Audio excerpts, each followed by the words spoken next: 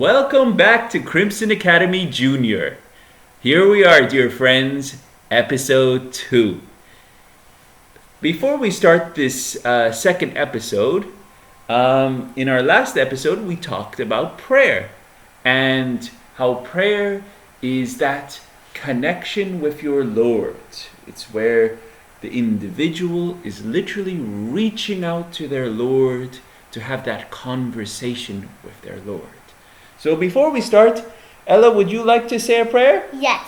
Okay, go for it. Strive that your actions day by day may be beautiful prayers. Turn toward God and seek her riches, do thy riches right, and noble, and rich the poor. Raise the fallen, comfort the sorrowful, bring healing to the sick, reassure the fearful, rescue the oppressed, bring hope to the hopeless, shelter the destitute. Behold, Thank you very much. Okay, so here we are, our second episode, and now we are going to have the first in a series of discussions on the central figures of the Baha'i Faith. Ella, do you know who the central figures of the Baha'i Faith are? No.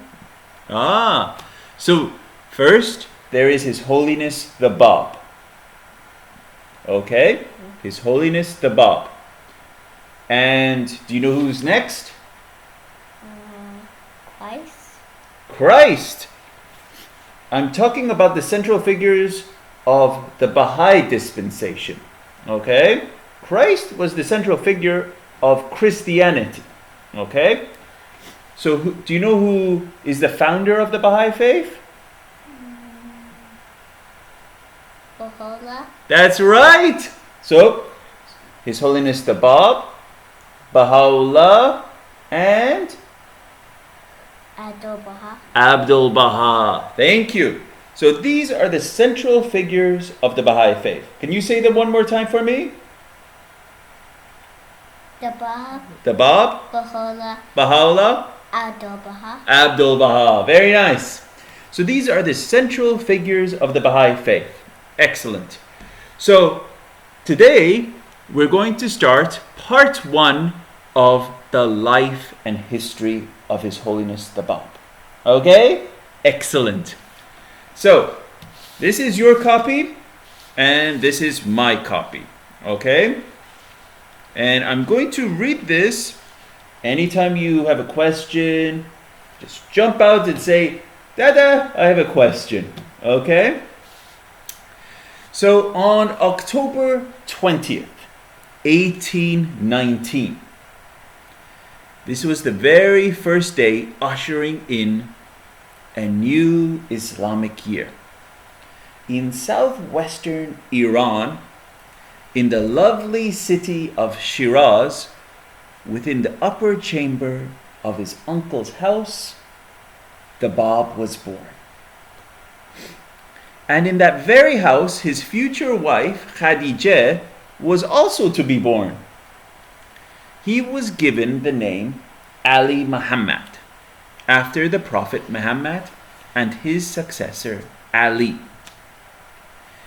His family was highly regarded. Both his mother, Fatimah, and his father, Muhammad Reza, traced their ancestries back beyond the illustrious martyr Hussein to Muhammad himself. The Bab's father was a cloth seller. He sold cloth. In comparatively humble circumstances, and many of their relatives were merchants, considered exemplary by the whole region for their integrity and purity, and well loved by all. This is interesting. In his first 2 years, this is a story about the Bab. when he was only 2 years old. His mother would often relate how from the very first moment of birth, the Bab was utterly unlike all other children. He was so perfectly serene. Do you know what serene means? No. No. Serene means calm, peaceful. Very quiet, calm, and peaceful. That's how the Bab was when he was even 2 years old. Is your little sister calm and peaceful and quiet? No. But the Bab was, because he was unique. He was a messenger of God. So there was that most great spirit animating his heart. You see what I'm saying? So even at 2 years old, he was so perfectly serene. And what does serene mean again? Calm and peaceful. All the time. And his mom said, wholly lacking any sign of displeasure. Often his mother would become taken over with anxiety. Whoever encountered him, meaning the Bab, whoever encountered him, whether friend or stranger, was completely struck with wonder. They were like, wow. Imagine if someone comes up to you and was like, wow. They're so amazed at how great you are. That's, at a very, very young age, the Bab was so amazing. And anyone who came across him was struck with wonder at the extraordinary character of this very young child. Being only a few years of age, the blessed Bab, he would lift up his hands to the threshold of the one God and recite beautiful prayers. Only a few years old. He would raise his hands into the air and recite beautiful prayers. So beautiful, right? Now, His Holiness the Bab was always preoccupied. Preoccupied means that's what he spent his time doing. Daddy. Yes, baby. Well, how did the Bab like talk when he was little? Like did he talk like regular children or did he like talk like nicely or something? That's a very good question. Did everyone hear that great question? How did the Bab talk? You know, did he talk like regular children, or did he say it one more time, baby? Did he talk like idle people, like grown-ups? Or did he talk like grown-ups? So are you saying like, did he use gaga goo goo, or ba ba ba ba ba, or that kind of stuff, or did he talk like grown-ups? I don't know. Maybe someone comment on one of the videos. But but what we do know is His Holiness the Bab possessed innate knowledge. Okay? And innate knowledge means he already possessed all the learnings and knowledge and wisdom of all that has been and will be already. But we don't. When His Holiness the Bab was a baby, I'm sure, dear friends, you are so much wiser out there than I am, but when a baby is a baby, I'm sure it didn't, this is all obviously speculation, there's no written writing on it, but I'm sure he didn't speak at a grown-up level when he was a baby. Right? That would have really shocked everyone. Okay?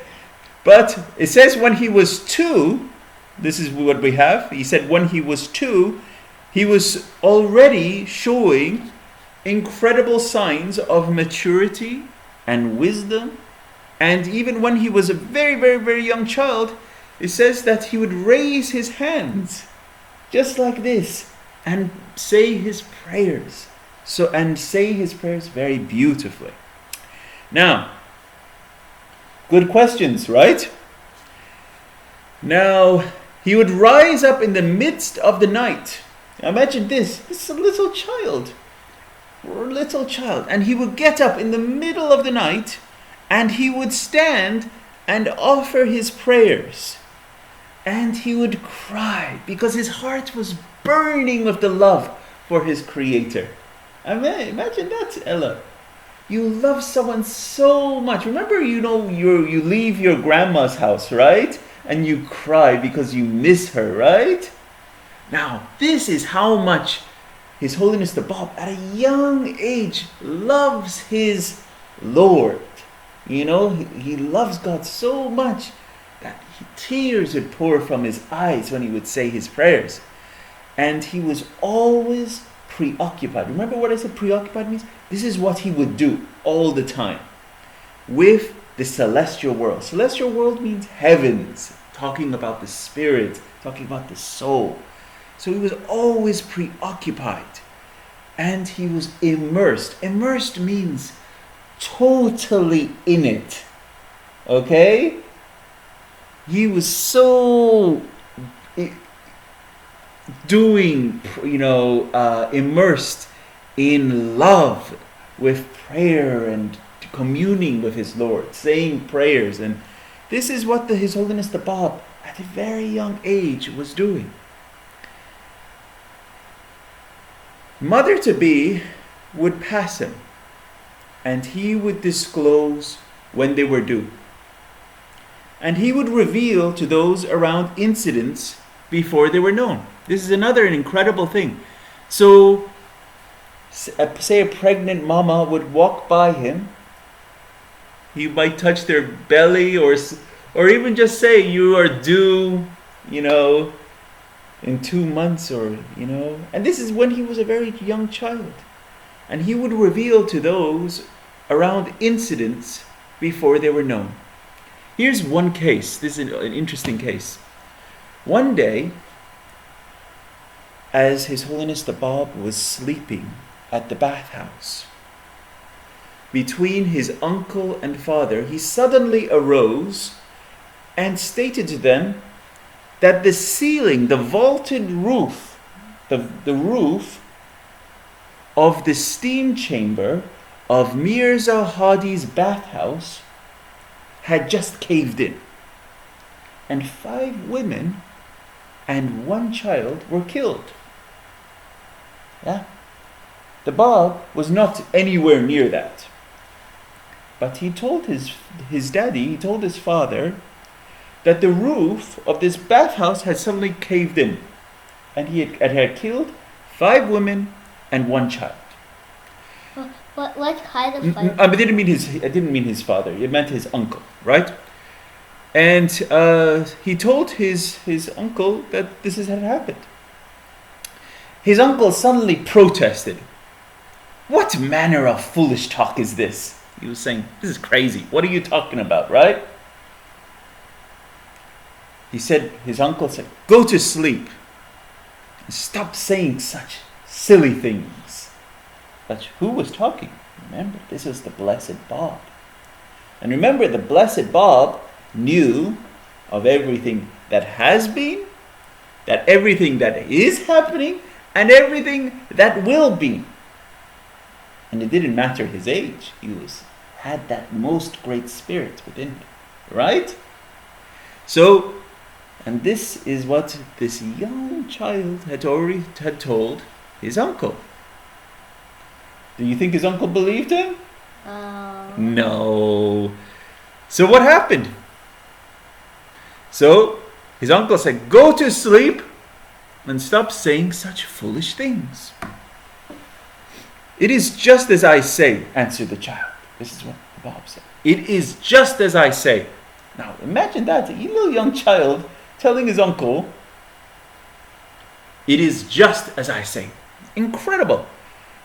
In a short while, a tumult of voices began to arise, crying that Mirza Hadi's bathhouse was wrecked, and there were women under the rubble.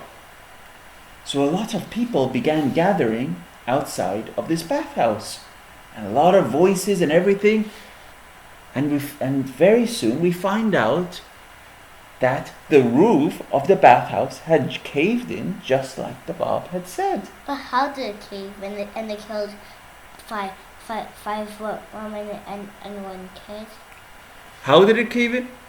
Sometimes, back in the days, they may not have built the roofs as good as we do nowadays, okay? So like the roof fell down? That's right.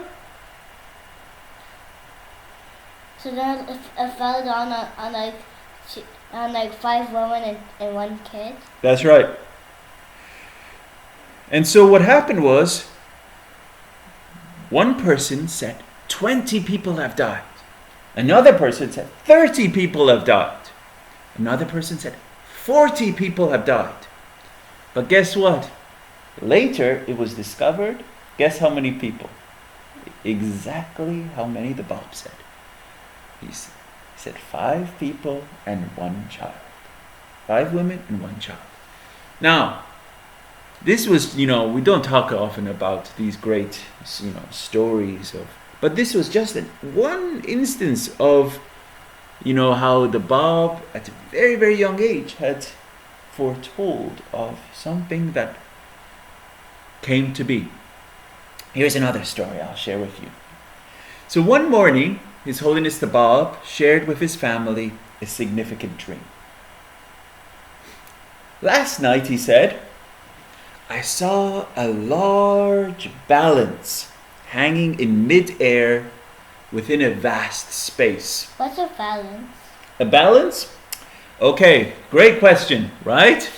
What is a balance? A balance is... Okay, I'm not very good at explaining this one. A balance is something that you weigh things on. Like you go stand on the scales and it tells you how much you weigh, right? So a balance is like the, I'm sorry everyone out there trying to explain this one. What is a balance? A balance is what you weigh, life on it. The weight goes here and it's a balance.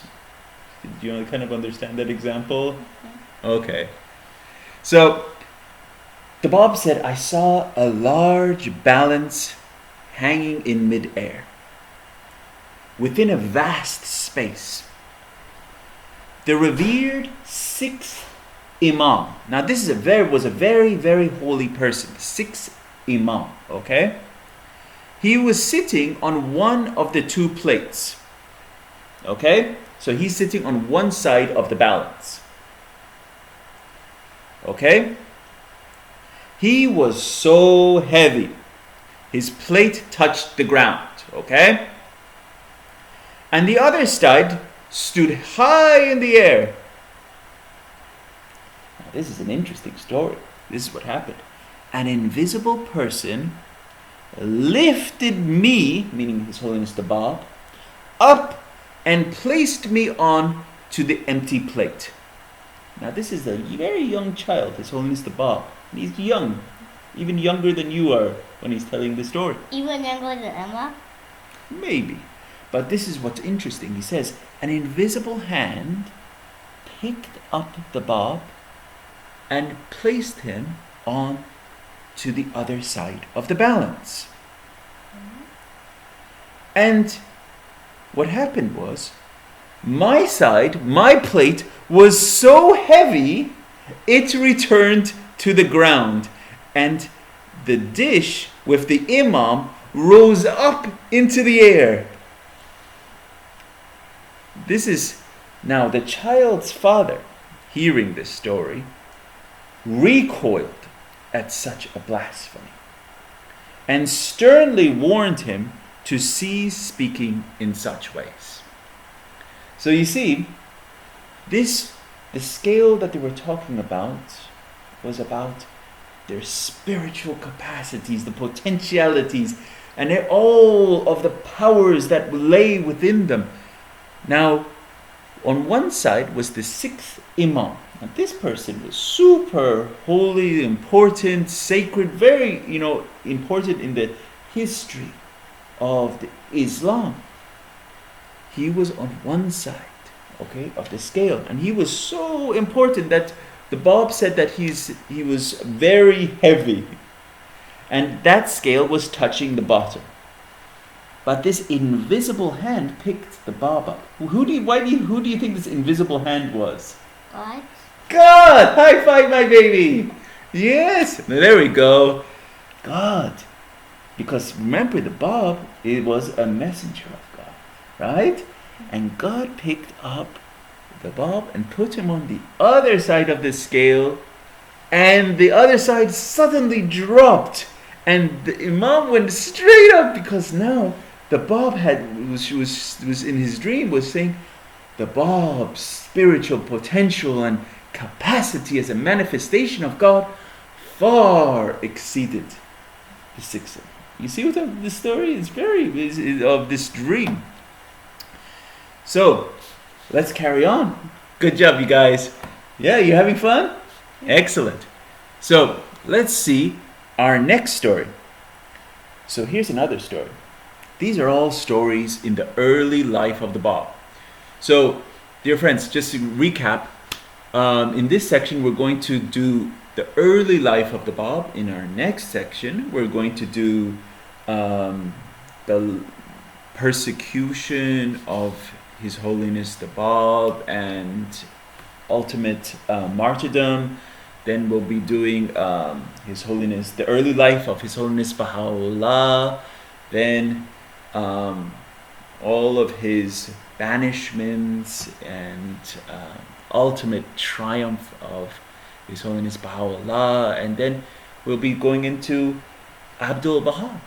And so it will be a central figures per se trilogy.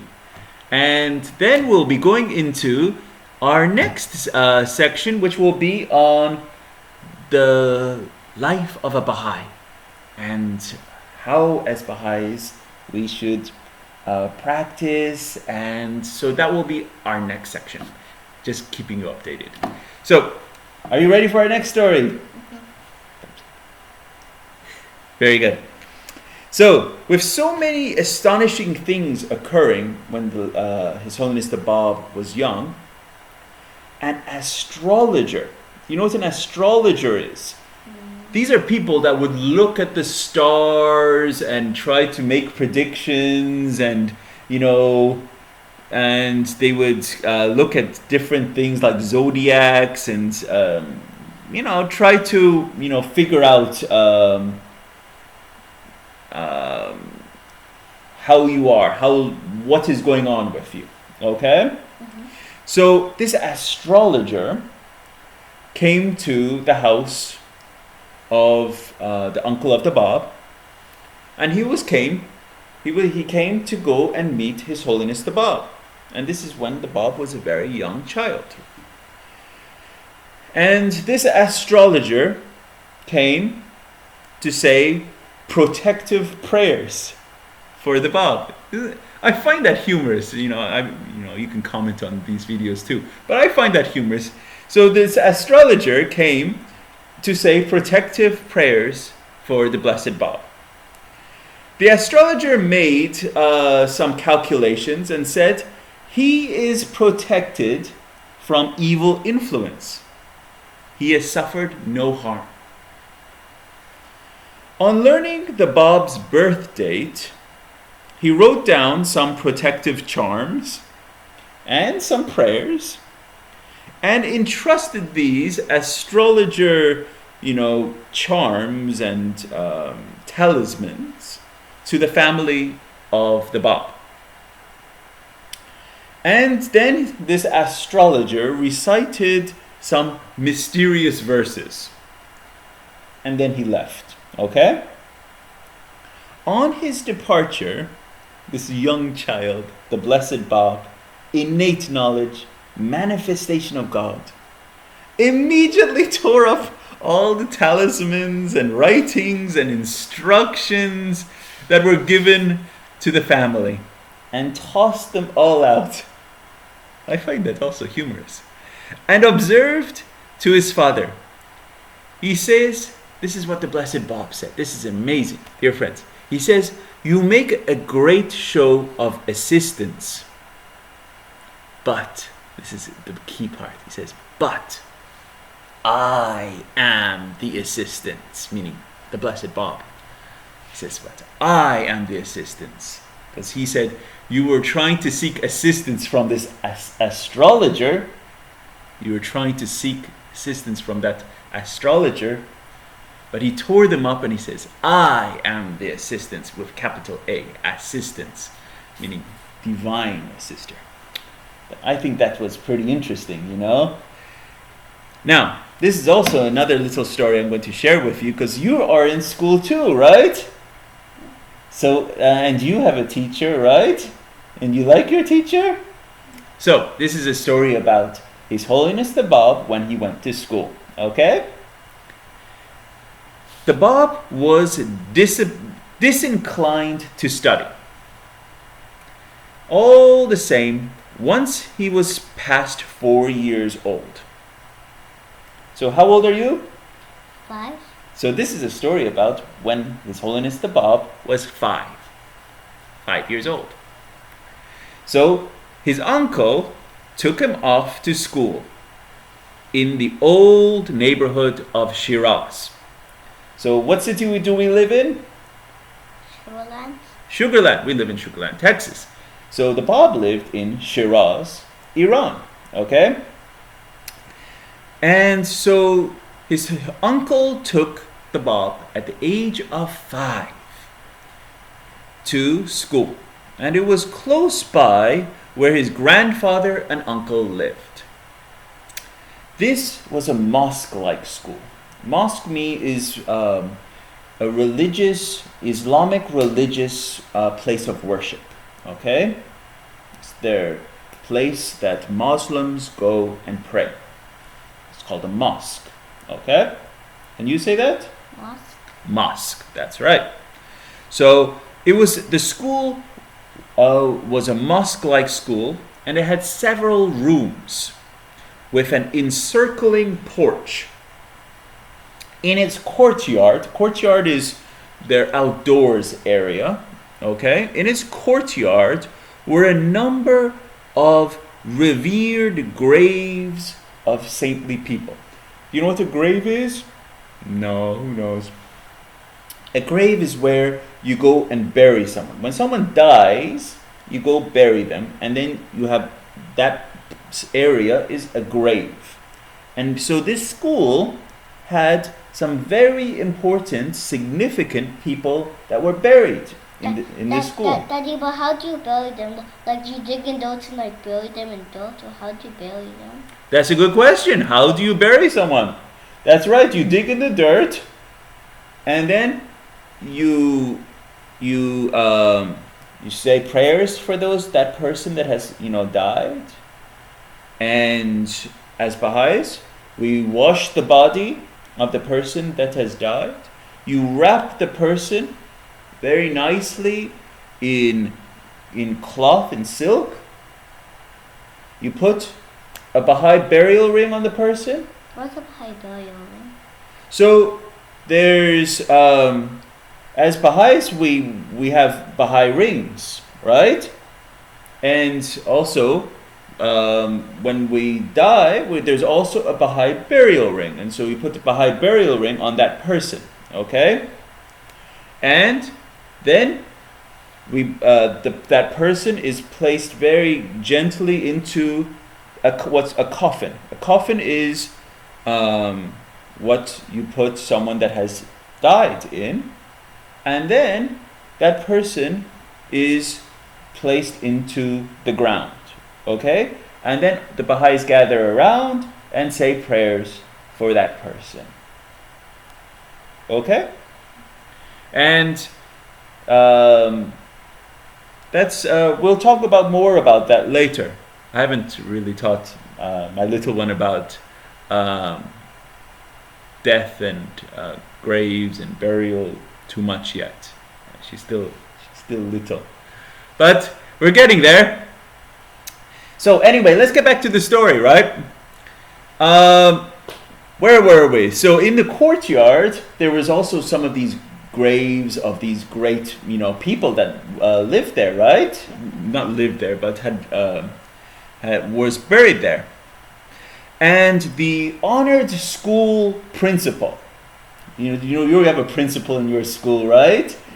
The school principal was a very tall and dignified and... Dignified. Oh, it's a very good question. Dignified means he acts very good. And, he has a very good character. It means he does everything right. He's dignified, okay?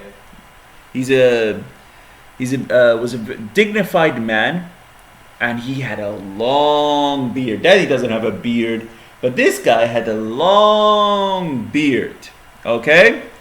And ranked among the leading clergy of all of Shiraz, okay? As Baha'is, we don't have clergy, but in Christianity, they have priests. In Islam, they have mullahs. These are people that all they do is just study their holy books, okay?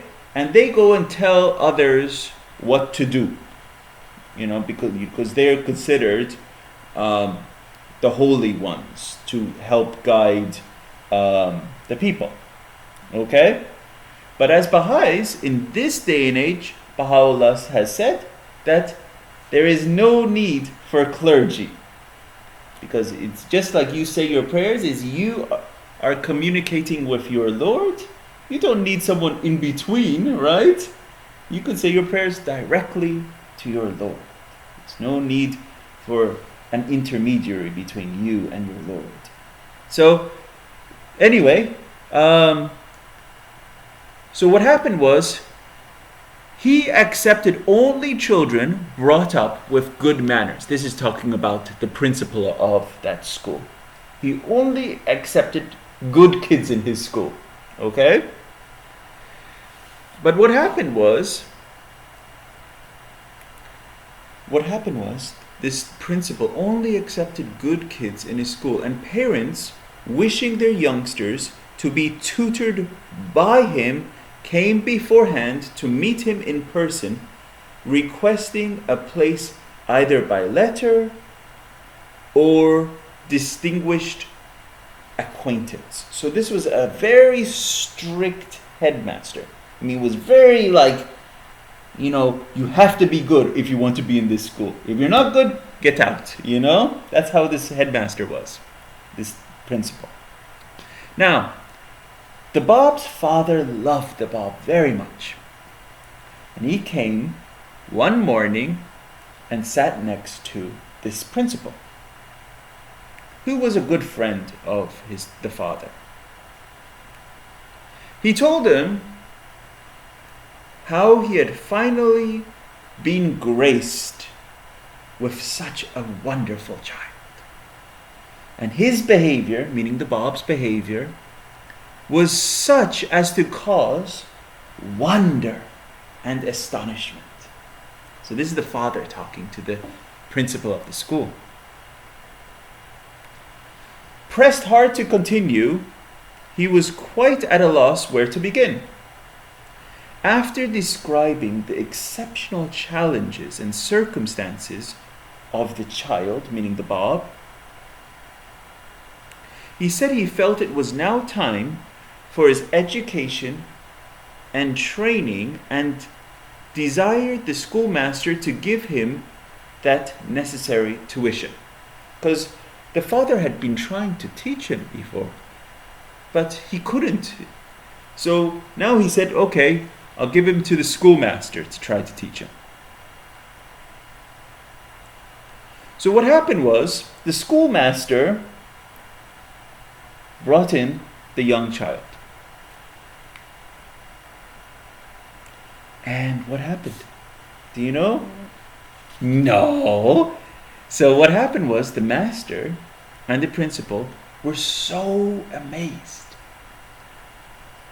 at everything they had heard and decided that the Bab would be brought into the school the following Thursday morning.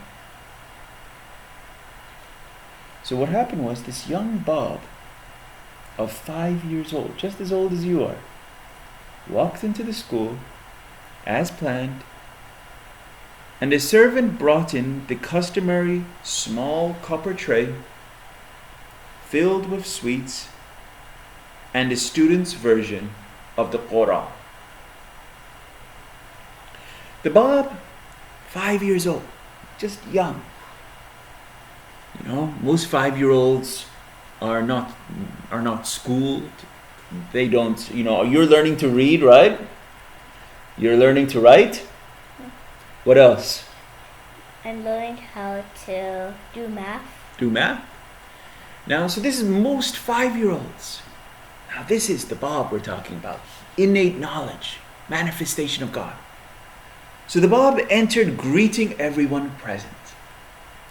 Then he sat down before the schoolmaster, the master principal, and several mature students were there present. And every single one of them were thoroughly enthralled. You know what enthralled means? Falling in love, and so focused on this young child of 5 years old, the Bab, as they watched the Bab. Soon after, his uncle arrived, late in the day, and sat next to the master, and some pleasantries followed. The schoolmaster, he wrote out the alphabet. A, B, C, D. Right? He wrote, obviously this is in Persian, so he wrote Aleph, Be, Pe. Wrote the alphabet out for him to learn. It's pretty funny. So the schoolmaster wrote out the alphabet for His Holiness the Bab to learn.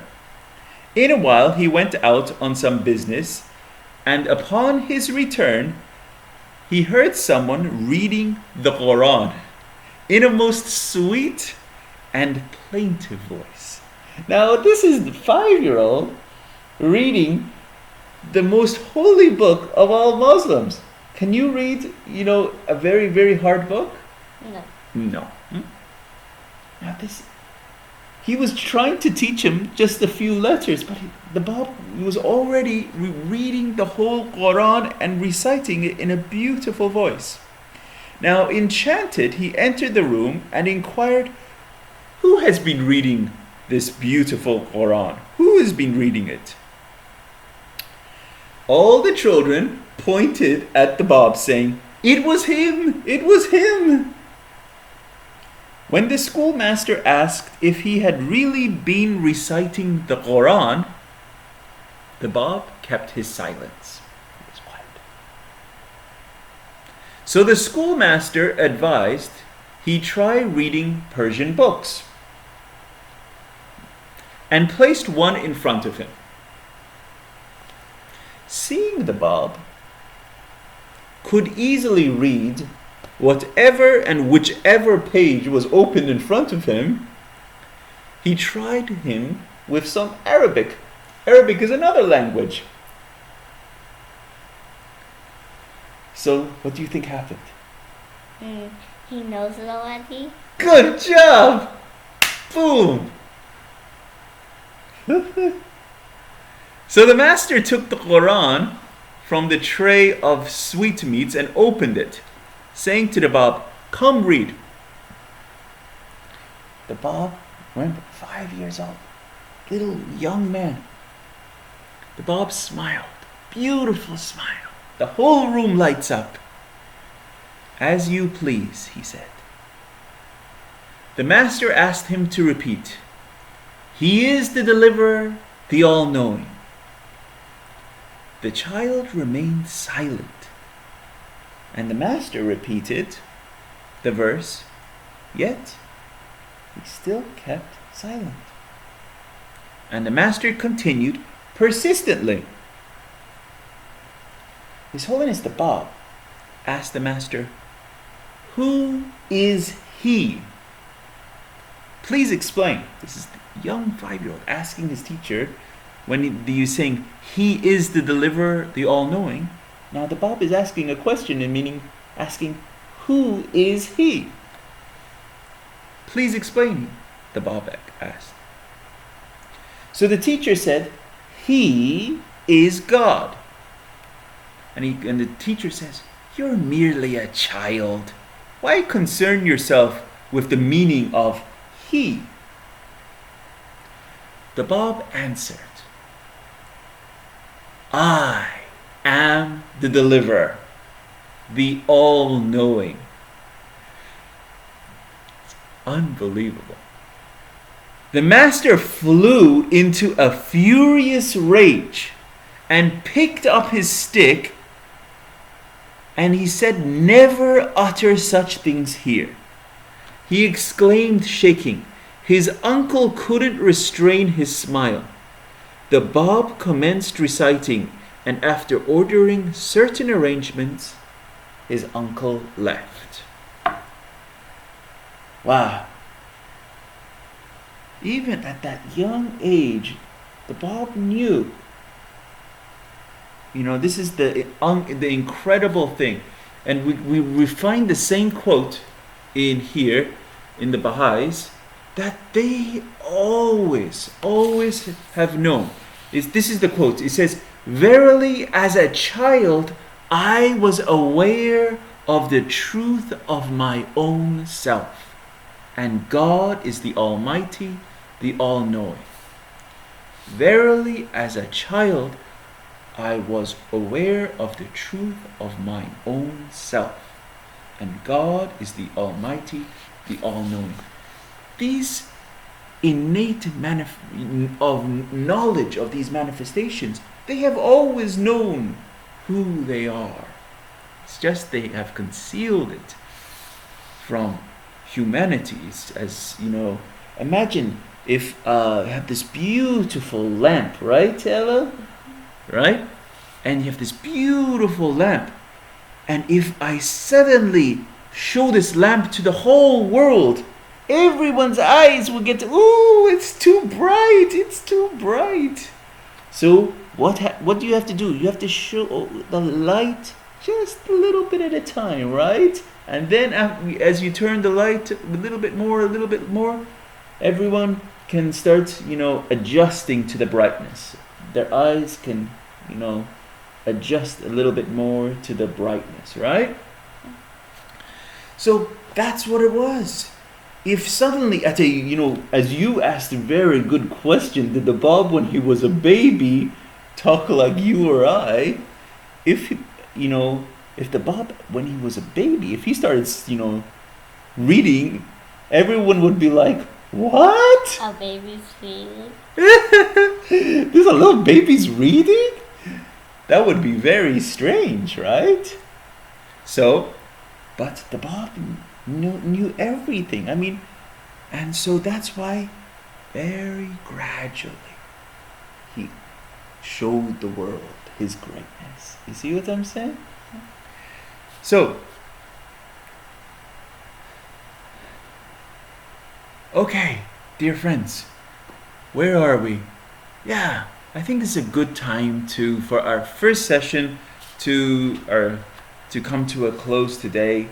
We really have enjoyed being with you and the Crimson Academy Junior. So, just a quick announcement.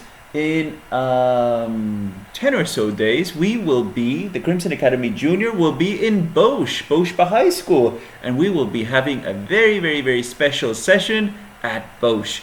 And so, we will record from Bosch and have a new session there. Okay? So from everyone here of us at the Crimson Academy Junior, giving a thumbs up, sending lots of love to each of you. Ella, do you want to have a closing prayer? What? Okay, Dada is going to do it. I love you so much. Okay. Thy name is my healing, oh my God. And remembrance of thee is my remedy.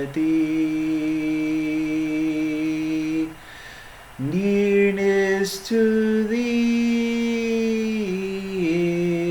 is my hope, and love for thee is my companion. Thy mercy to me is my healing and my succor in both this world and the world to come. Thou verily art the all-bountiful, the all-knowing, the all-wise. Baha'u'llah. Thank you very much, dear friends. We'll see you next time. From all of us at Crimson Academy Junior, good night.